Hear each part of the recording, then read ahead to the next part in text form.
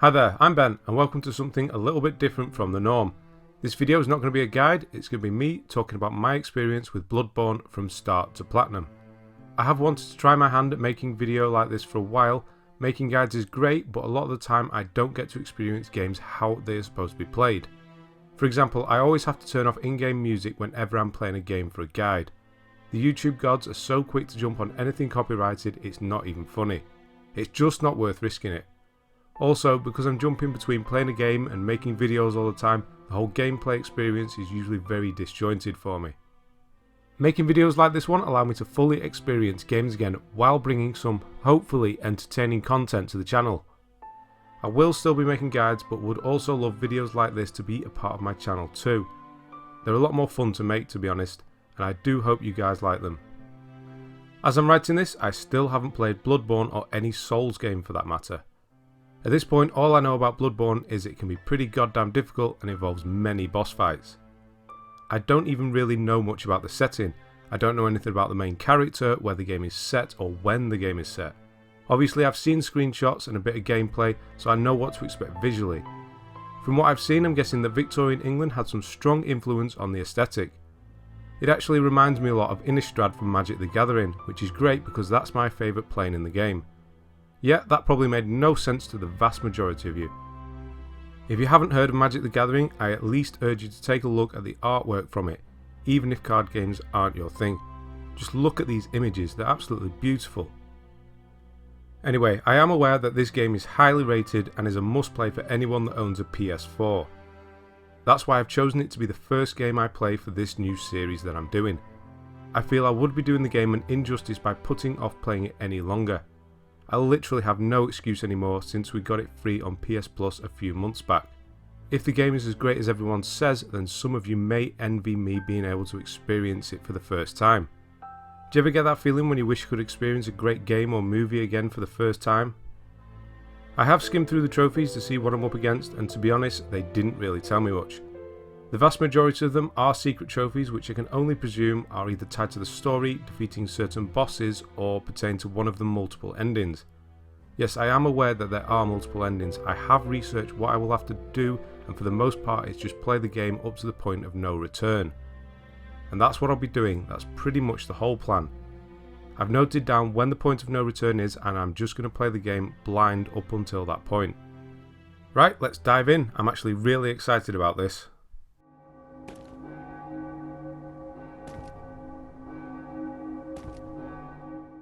The game starts out like most RPGs do, with a character customization section. Great, I thought, at least this bit's easy. I can do this. Shortly after you customise your character, you're thrown straight into the game, after a terrifying cutscene that is. What the hell are those things? The werewolf thing? That didn't bother me, but what are those horrendous looking demon babies doing? Bringing me back to life, it seems. The first enemy I meet in the game is one of those aforementioned werewolves, and as I've just been brought back to life, I don't have any weapons yet. For that reason, I'm going to have to take it on with my bare hands. Can't be that tough. Oh, and I'm dead. Well, this is going to be fun. What I didn't realise is that you're actually supposed to die at this point. When you do, you're teleported to Hunter's Dream. This area is the main hub of the game. You're able to purchase upgrades for both your character and the weapons that he or she carries. You can purchase new weapons and any consumables you may need. Also, you can teleport to any location in the game provided you've already been there once before and activated the lamp in the area. I didn't know it when I first went to Hunter's Dream, but this is pretty much the only safe place in the game, and an area I will be relieved to revisit and wind down in after a tough boss battle. It's pretty much the Bloodborne equivalent of getting in a nice warm bed after a stressful day at work. When you visit Hunter's Dream for the first time, you're gifted both a right hand and a left hand weapon. Right hand being a melee weapon and left hand being a gun. For the melee weapon I chose the Hunter's Axe. Little did I know I would be using this weapon for the rest of the game. They literally give you one of the best weapons in the game right at the start and for free. For the gun I chose the Hunter's Pistol, something I thought I would be using a lot, but turns out I hardly use it at all. I will get into that more later on, but guns aren't used in the traditional sense in this game. They're used for disrupting enemy attacks and setting up your very own visceral attacks. Something I don't learn until way later during my time with the game, but goddamn if they aren't amazing when you master them. Not that I ever did. After getting tooled up, I teleported back to Yusefka's clinic to take on the werewolf that had just killed me. This time I kill it with 2 hits before it even notices me. Doing so made me feel super powerful and ready to take the game on, but that feeling was going to be very short-lived. I think that's what this game does best. It makes you feel like you're useless and can't make progress. Then you just learn to get good and overcome the area or boss that's in front of you, and after that you feel invincible and like nothing can stop you. Until you get to the next boss or tough section, that is, then it's right back to feeling useless again. That may not sound fun to some people, almost sadistic maybe, but it's not, it's addictive.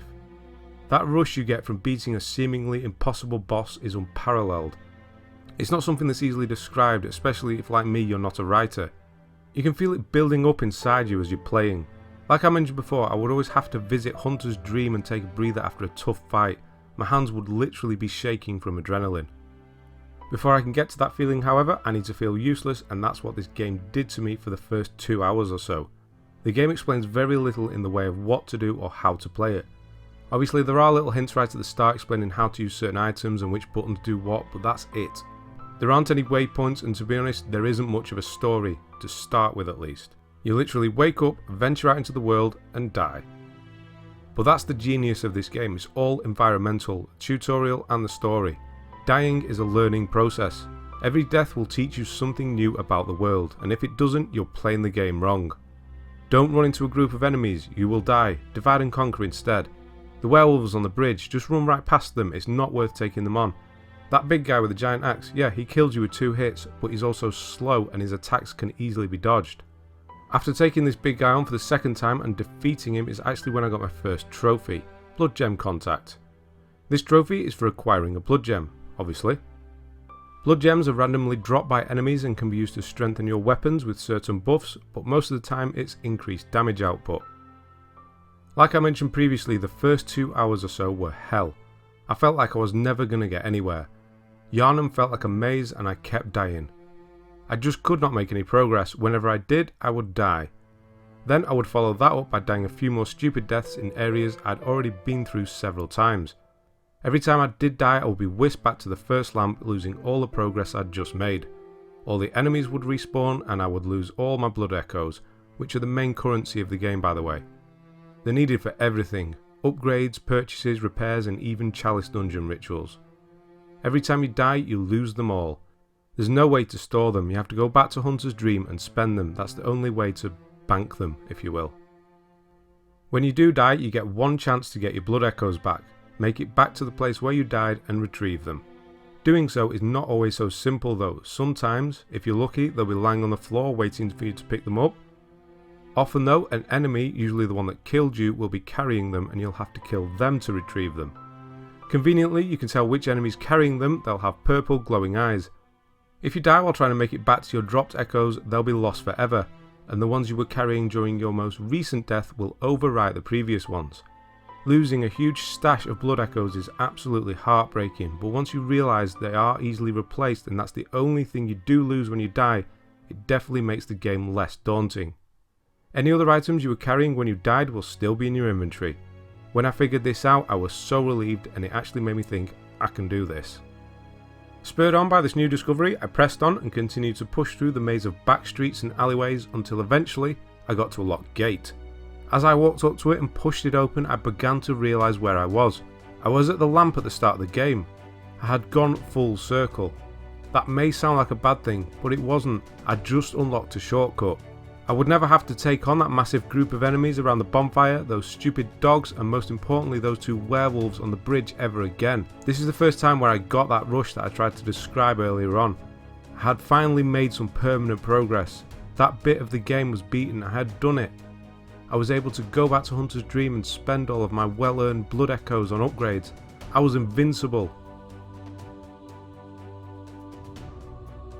Of course, this feeling was extremely short-lived as the 2 werewolves aren't the worst thing on the first bridge. As I continued along it, I got to the first optional boss of the game, the Cleric Beast. I couldn't believe how tense I started to feel when I saw that thing for the first time. I hadn't seen anything like this in the game so far, and to emphasise this fact, the game also decides this is the best time to introduce me to its score. Up until this point, there hadn't really been any music, not that I'd noticed at least, and all of a sudden this panic-inducing gothic soundtrack comes out of nowhere. Again, this taught me something new. If you hear music, start panicking. Looking back at the footage now, it's almost laughable how bad I was at the start of the game. At this point I hadn't realised a quick press of L1 would extend the hunter's axe and double its reach. I'm not attacking the beast's arm as it slams them down to the ground, I'm stepping around it and going for the body, wasting valuable attacking time. But most importantly though, I'm not taking advantage of the health gain from attacking back after being hit. Instead, I'm moving away from the beast and healing myself. If you notice, every time I take a hit, the portion of health that drops doesn't disappear, it turns orange. If you're able to successfully land a few attacks when this happens, not just on the enemy that hit you but on any enemy, you will regain that health. Take consecutive hits though and you will lose health quickly. There's a fine line of when you should dodge out of harm's way and when you should just trade blows because you know you will regain that health loss. Learning when to do this might be the most important thing in the game and the key to success in a lot of instances. This fight wasn't actually too bad, it probably took me 5 to 10 attempts, but they were never wasted. I always managed to reduce its life a little more every time. I was learning and it felt good. After 6 heart-pounding minutes and 17 health vials, the beast finally fell and I got my second trophy of the game, appropriately titled Cleric Beast. Now at this point I will admit I did go and look over a guide again, but into a bit more depth this time. I wanted to make sure I wasn't going to miss anything causing me to have to go back and do a lot of grinding later on. It turns out I was fine and that Bloodborne is actually quite linear, and as long as you're moving towards the next boss while checking all corners for pickups and items, there's no need to worry. The next boss on my list was someone called Father Gascoigne. The name did actually sound familiar and not in a good way. Turns out he's nothing to worry about. I actually beat him during my second attempt, and that was with me still not realising that my weapon had a second mode and that parry attacks followed by a visceral attack is the most powerful thing you can do in the game. Father Gascoigne is actually the first time I fought another hunter in the game. There are quite a few other hunters you'll have to fight, but they're kind of mini bosses. You'll find them out on the streets of Yharnam, but unlike other enemies, once they're dead, they're dead. They don't respawn like regular enemies. They are extremely fun and pretty challenging fights. They fight in a similar style to you the player, using sidearms, lots of dodging and attacking when you're open. It feels like you're fighting against another player sometimes. Now these hunters aren't just your enemies, they're your allies too. In certain areas of the game you'll see a glowing red patch on the floor. Interact with it and you'll summon what I can only presume is the spirit of a dead hunter. They will now follow you and help you fight against any enemy you come across. They aren't really the best fighters, but what they are great distractions, and I found this out while taking on the next boss, Vicar Amelia. Now admittedly, Vicar Amelia was a pretty tough boss, and had I not thought to go and enlist some help from old hunter Henriette, who could be summoned nearby, I probably would have struggled for a long time. To be honest, I didn't think this would work and that Henriette wouldn't follow me through the nightmare fog that blocks my way to the boss, and I would be left to fend for myself. But to my surprise, she did, and my god am I glad she did. Together we were able to pin the boss in the corner and go to town on her for half of the fight. And when she wasn't pinned, Henriette had her attention and I was able to freely attack her from behind. Unfortunately, Henriette didn't make it to the end of the fight, she fell just short, but I was able to finish off Amelia myself and avenge her. After the fight with Amelia is one of those rare moments in Bloodborne, a story cutscene. Now I'll be the first to admit, after having played Bloodborne to the end, I still don't know what's going on really, but that's fine. I still felt part of the world and wanted to explore it. Like I mentioned previously, the storytelling is mostly environmental. There is a story to Bloodborne, but you have to find it and piece it together yourself. There are bits of story to be found everywhere, starting from the obvious notes found around Yharnam, although they only usually contain one sentence, to the specific placement of certain items. Everything in Bloodborne is in a certain place for a reason.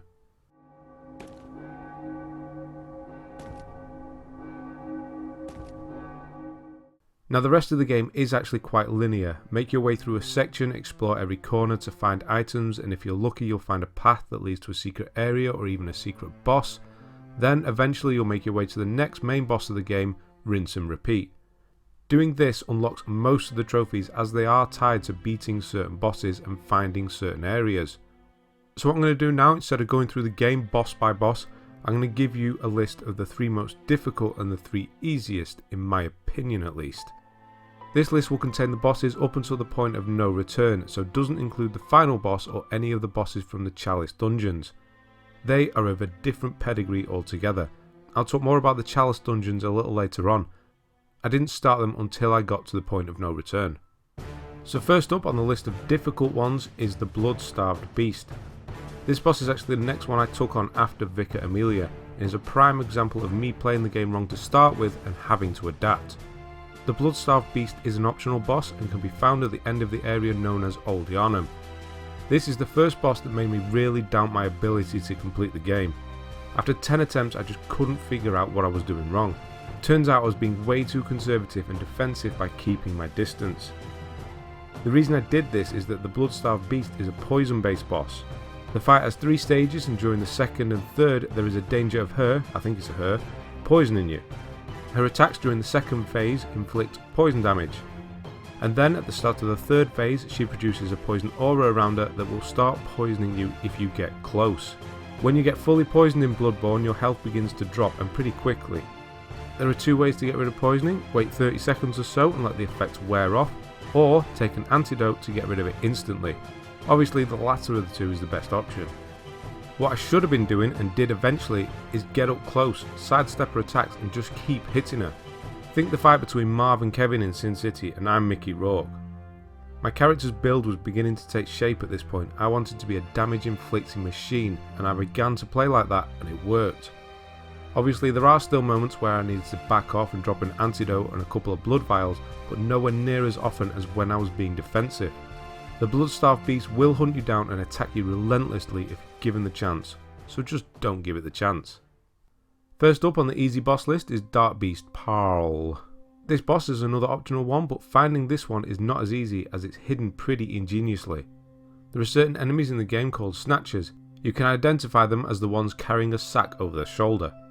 When you get killed by one for the first time, you will wake up in prison instead of at the nearest lamp. This new area is called Yargul, I think, the Unseen Village. As you make your way out of this area, you'll bump into Dark Beast Parl.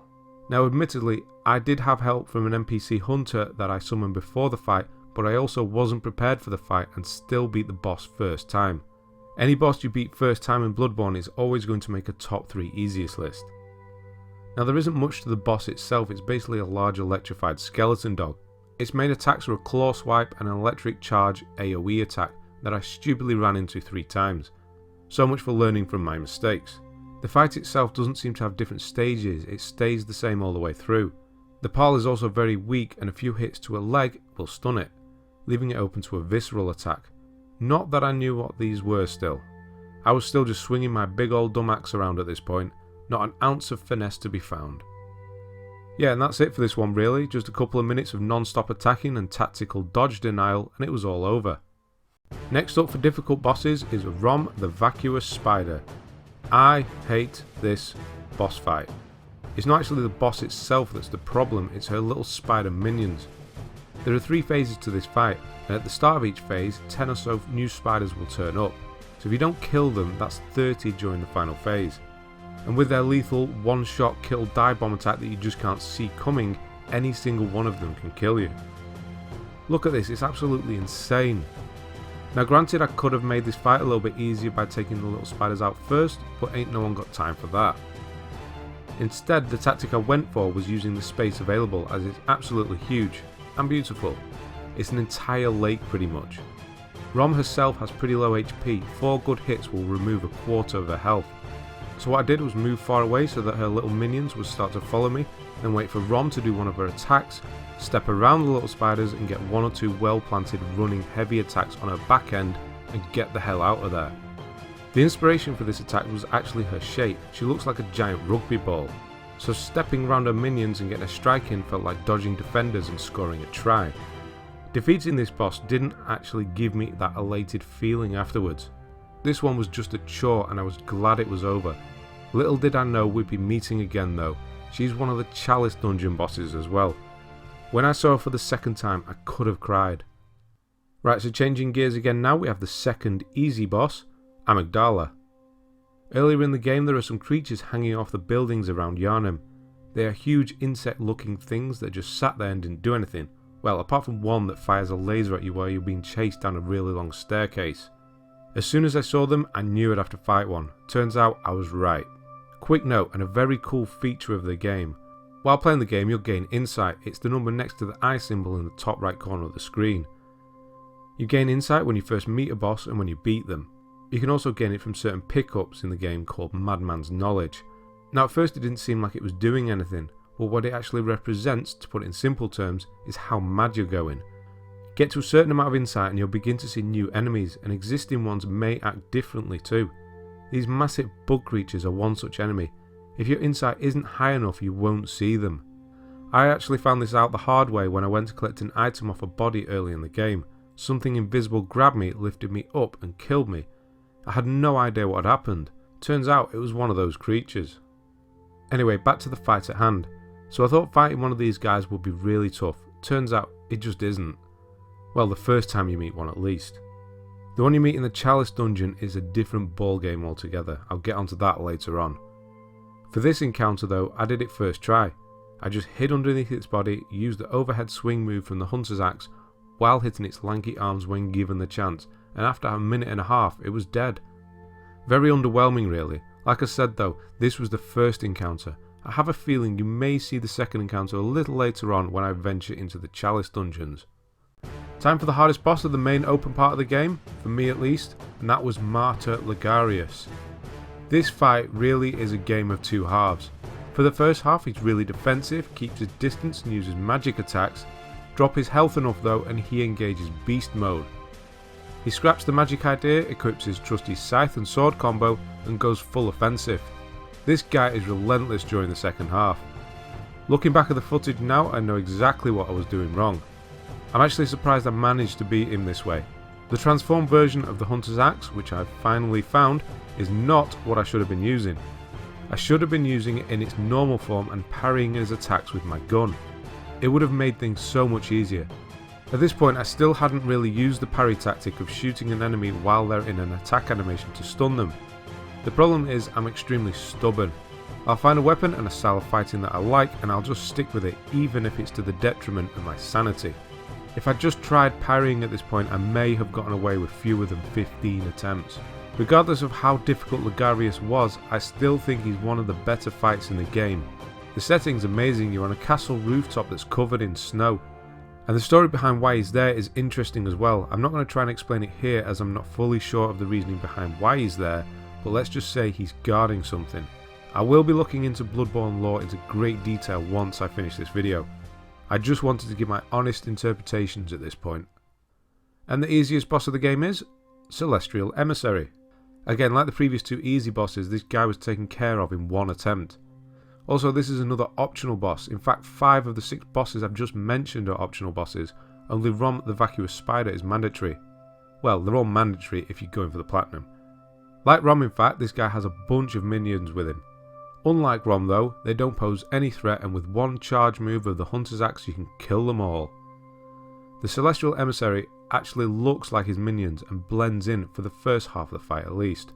You can quite easily tell which one he is. He's the one that timidly follows the others and doesn't try to engage you. Drop his life down to half and he will transform however, which actually makes the fight easier as you can spot which one he is. He's the big one. His attacks are really slow and he's easily dodged and his HP doesn't change. I hit him 4 more times and that was it. Once he was dead his minions died too, and I was free to continue on my merry way. Way too easy, especially for a boss that I met so late in the game. If you've played Bloodborne yourself, let me know what your top 3 bosses are in the comments. I'm interested to see how our lists compare.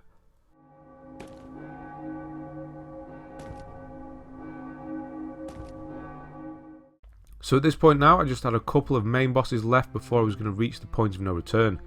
One easy, Murgo's Wet Nurse, and one that was quite difficult, Abrita's Daughter of the Cosmos. By the time I'd beaten them, I was ready to clean up my trophies and prepare for the endgame.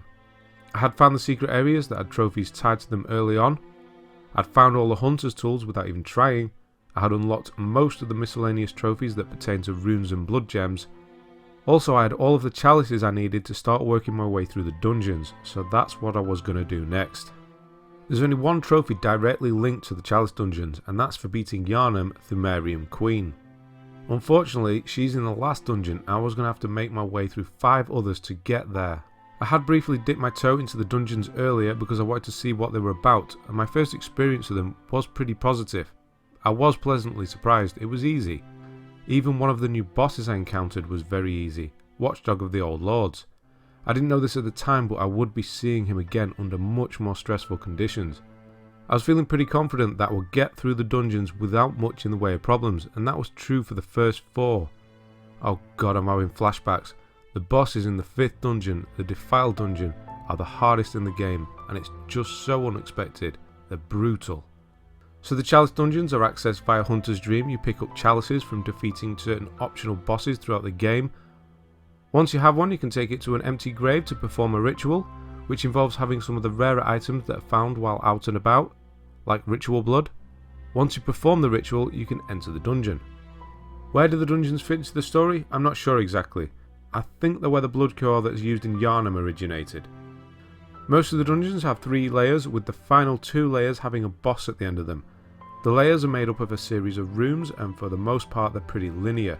Some of them do have paths that shoot off from the main one, and you'll need to explore them, as they usually lead to valuable ritual items that you'll need to unlock the next dungeon. The rooms that are used to create the dungeons are repeated across most of them. They aren't always in the same order though, they are jumbled up, and not all dungeons use all of the rooms. At first I thought this seemed a bit lazy, but what it actually does is create a feeling of descending into madness as you go deeper and deeper into the dungeons. You'll walk into a room and instantly recognise it from before, giving you a false sense of security. Only this time it will have different, tougher enemies, or most annoyingly of all, a trap that wasn't there previously. The traps are set off when you step on a near invisible pressure plate, and most of them will insta-kill you. This is especially annoying if you're trying to leave the dungeon after completing it and you forget it's there. One of the best things about the Chalice dungeons is the amount of blood echoes you gain from killing enemies. All of those lovely blood echoes. At the start of the game I would completely break down if I cleared an area, collected all of the blood echoes that are available, probably around 5,000, only to lose them by dying some stupid avoidable death. In the later Chalice dungeons that problem seems so distant. You get 5,000 for killing a lowly skeleton and 30,000 plus for killing one of those large executioners. I flew through the upgrade levels while I was down there. I believe I was around 75 or 80 when I started them and around 125 when I finished them all. And that was without me grinding blood echoes. In fact, I didn't need to farm blood echoes throughout the whole of my playthrough. Apart from occasionally when I needed some more blood vials. Never for level upgrades though. I always seemed to be a high enough level to take on the next boss. I think this was in part down to me exploring so much, so I was naturally above the curve anyway. Right, so now I guess you're wondering what made the Defiled dungeon so difficult. Well, let me give you 2 names, Watchdog of the Old Lords and Amygdala. Sweet Jesus of Nazareth, were these bosses like no other in the game. To accentuate that fact, I'd already fought both of these bosses and beaten them the first time on both occasions. They were so easy I literally learned nothing from the previous fights because I could just beat them how I wanted to. That isn't the case this time round though. The game makes you sit up and pay attention. Both bosses can one-shot you with certain attacks. Oh, and did I mention while in the Defiled dungeon you're limited to half of your health at all times. First up, at the end of layer 2 I encountered Watchdog of the Old Lords version 2. Now obviously I'd seen this boss in the first Chalice dungeon, so I wandered in and started attacking it like before. I knew I was going to be in trouble when I saw how little damage my fully upgraded Hunter's Axe was doing, and I'm dead. He literally just killed me with one hit as he jumped away from me. I tried a few more times to beat him, taking no more than a quarter of his life away each time. I wasn't getting anywhere. I even had a helper in the form of an old hunter that I'd summoned on the way into the fight, but that didn't even help, and that always helps. At this point I actually walked away from the game. I've been playing it all day and started to get a concentration headache, and they only make situations like this worse. So I came back to the game later that afternoon and felt refreshed and ready to go, and I guess the rest had paid off. I dropped him to below 50% health on my first attempt. I've got this, I've got this. Next attempt. Oh. Okay. Okay, concentrate. Oh, well, that was a waste of bolt paper. They cost like 10,000 blood echoes, you know. After a couple more pathetic attempts like that, this happened.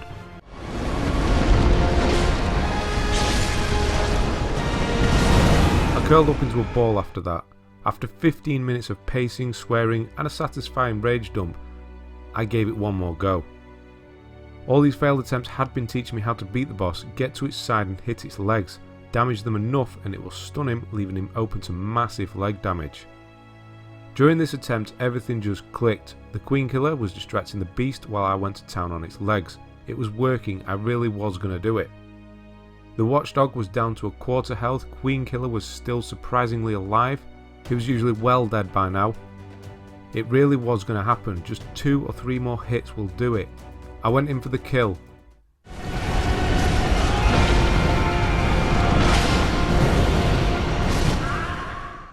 And in the most beautiful end to any boss fight I've ever witnessed, all 3 of us died at the same time.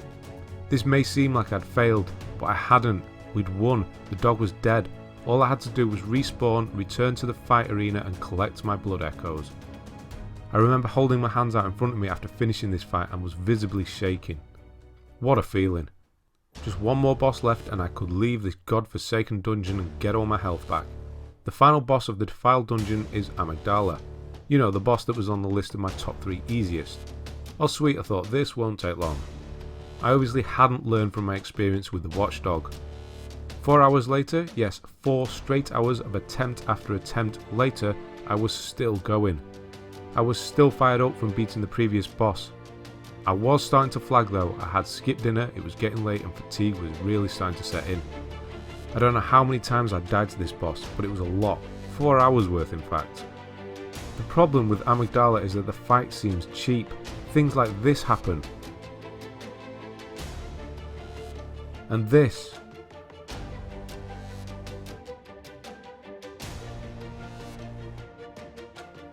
And this. How are you supposed to even dodge that?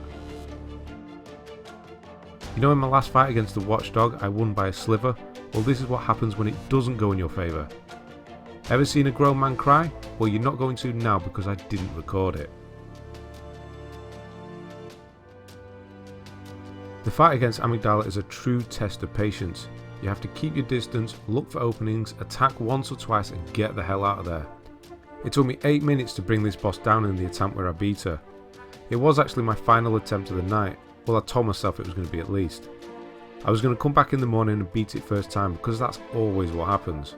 I really took my time, didn't take any stupid chances, waited for an opening, ran in with a running R2 attack and left, and it paid off. After 8 pretty stressless minutes, I'd beat it. At this point I kind of didn't care because I knew I was going to beat it in the morning. I suppose it was more of a practice run really. I wanted to really study its moves and how to dodge them, and apparently that's all you need to do to best this boss. If you ever come up against this boss after 4 hours of failed attempts, just slow things down to a crawl and you'll be fine. To encapsulate how I felt after leaving the Defiled dungeon, here's Jim Carrey. Do not go in there. Woo! Just one final Chalice dungeon left now, for the trophy at least.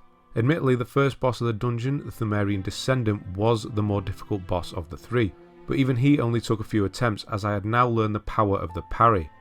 Why I hadn't been using this strategy before is beyond me.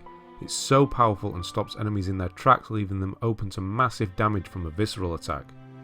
The second boss, the Bloodletting Beast, was done on my first attempt. Admittedly, the Headless Beast did knock me around a bit though, but overall he wasn't much of a concern. Then finally, I was ready to take on the final boss of the dungeons and end my time down there. I had to go up against Yharnam, Thumerian Queen. Beating her would get me the self-titled gold trophy. I was expecting this fight to be a struggle, but again, it just wasn't. 3 attempts maybe, that's it. Once you realise how she attacks and that keeping distance is key, she poses very little threat. When you do get close to attack her, you'll start to hear a baby crying. Stick around for too long and you'll get restrained for a few seconds, leaving you open. So a quick 1-2 and get the hell out of there is the answer yet again. A quick tip for anyone who hasn't beaten her yet, if you don't hear the baby crying, you can just keep wailing on her, the magic stun won't happen. The fight against Yharnam is a fairly interesting fight, just not a very difficult one. It did take me nearly 10 minutes to beat her, but they were stress free. Everything I'd just gone through to reach her had made me a much better player. The Chalice dungeons are easily the toughest part of the game, and I probably spent nearly as much time in them as I did exploring Yharnam and its surrounding areas.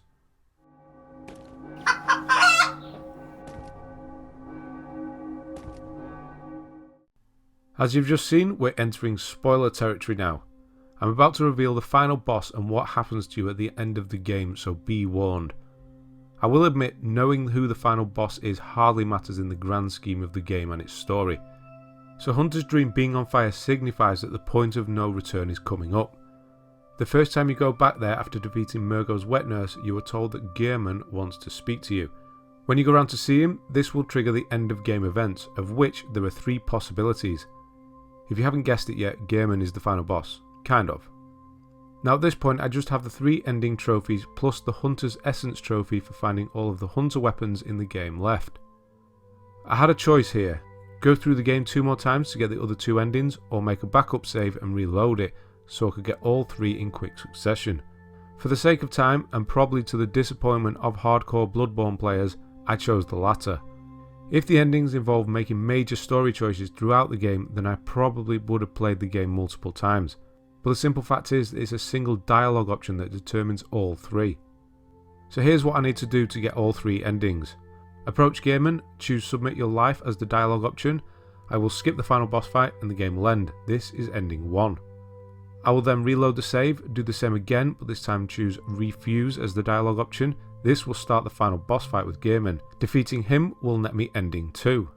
After that I will again reload the save, and again I will choose Refuse to start the boss fight.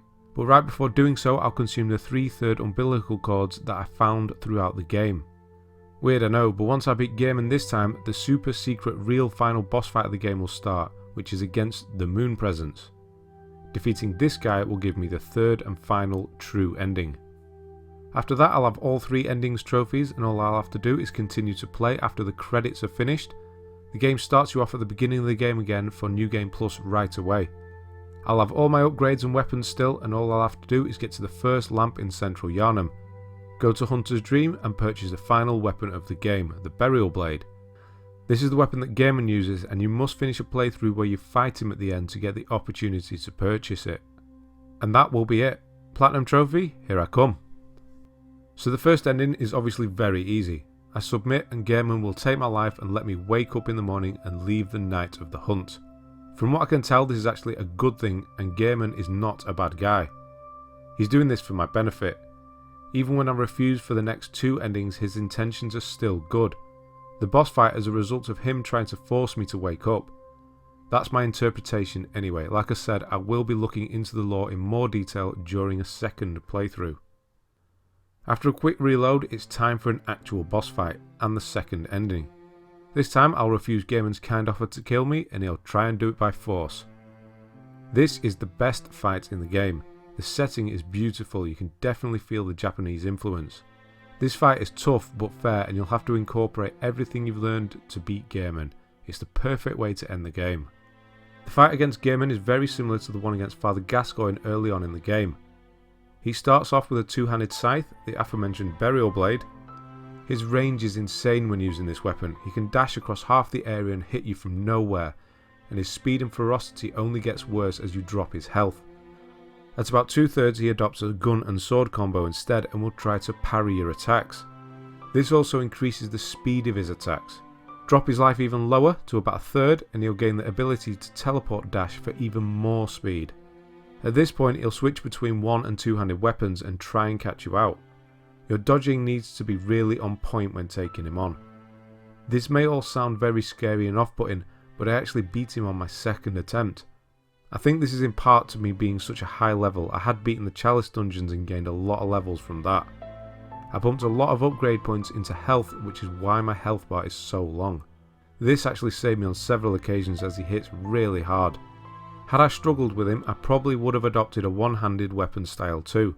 Because he's a hunter, his attacks can be parried as well, so that is probably the best way to go. Defeating him gives me the second ending. Do I understand it? Not really. I believe my character takes Gehrman's place. Why I need a wheelchair, I have no idea. After another quick reload, it's time for the final ending.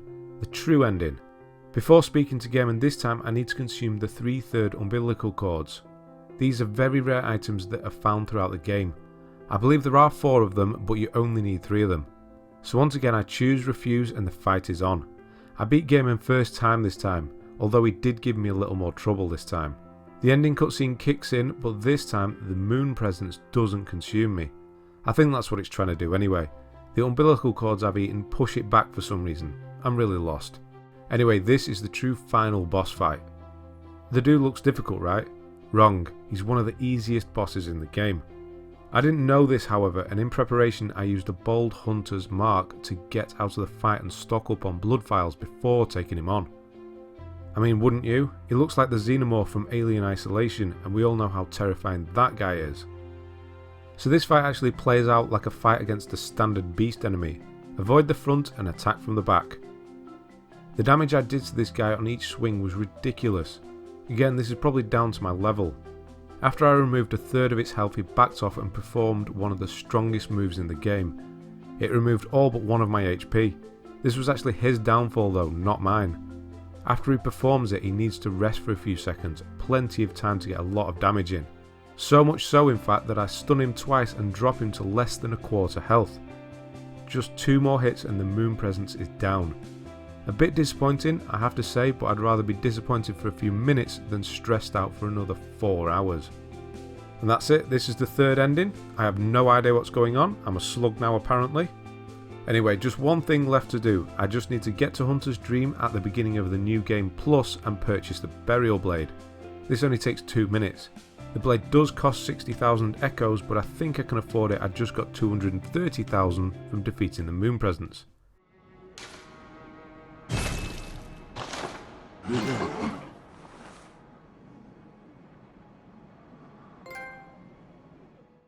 One of the most beautiful sounds in the world, the platinum is mine. This is the most satisfying platinum trophy I've earned in a long time and one I'm truly proud of. It has reignited my love for difficult games. So much so in fact that I will not be covering easy platinums on my channel anymore.